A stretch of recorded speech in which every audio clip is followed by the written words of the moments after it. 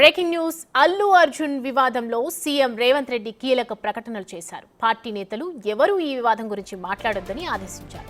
Media సమావేశాలు, సభల్లో అసలు ఈ ప్రస్తావన తీసుకురావద్దని తెలిపారు. పార్టీ నేతలకు ఈ విషయంలో స్పష్టమైన ఆదేశాలు ఇవ్వాలని పీసీసీ సభ్యులకు చెప్పారు.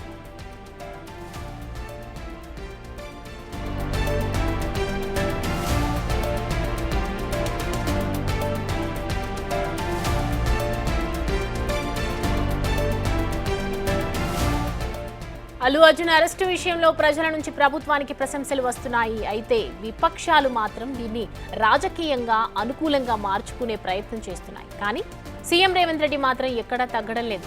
చట్టం ఎవరికీ చుట్టం కాదని చెప్తున్నారు. ఇలాంటి విషయాల్లో సెలబ్రిటీస్ అయినా రాజకీయ నాయకులైనా చట్టపరమైన చర్యలు తీసుకుంటామని పదే పదే స్పష్టం చేస్తున్నారు. అయితే ఈ విషయంలో పోలీసులు చట్టపరమైన చర్యలు తీసుకుంటాయని, దీనిపై పార్టీ నేతలు స్పందించొద్దని రేవంత్ రెడ్డి ఆదేశించారు.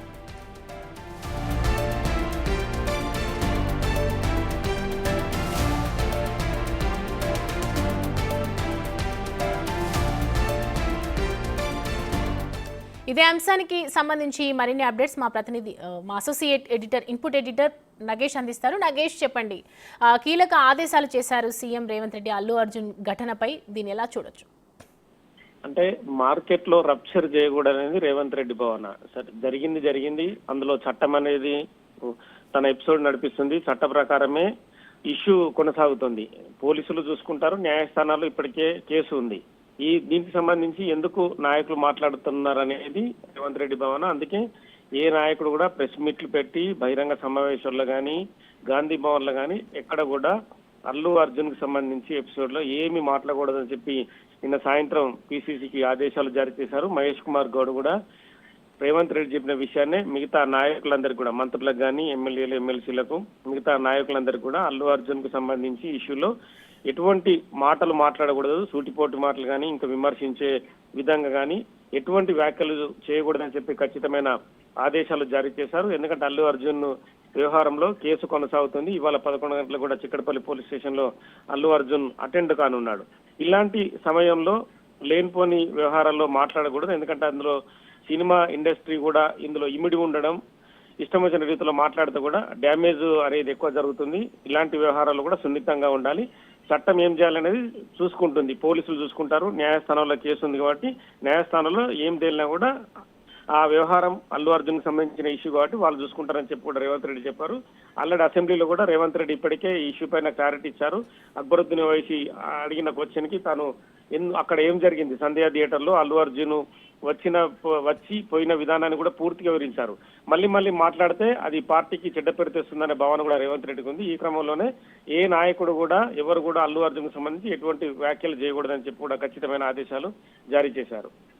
నగేష్, ఇవాళ చిక్కడపల్లి పోలీస్ స్టేషన్ నుంచి నోటీసులు వచ్చాయంటే ఈ రోజు విచారణకు హాజరు కావాలన్న నేపథ్యంలో ఎలాంటి అంశాలు తెరపైకి వచ్చే అవకాశాలు ఉన్నాయి? అంటే విచారణకు సంబంధించి మధ్యంతర బెయిల్లో అల్లు అర్జున్ ఉన్నాడు. 4 వారాల బెయిల్ కొనసాగుతుంది.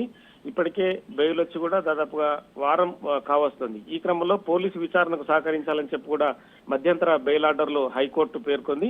హైకోర్టు పేర్కొన్న ప్రకారమే పోలీసులు కూడా విచారణకు రావాలని చెప్పి కూడా నోటీసులు నిన్న సాయంత్రం జారీ చేశారు.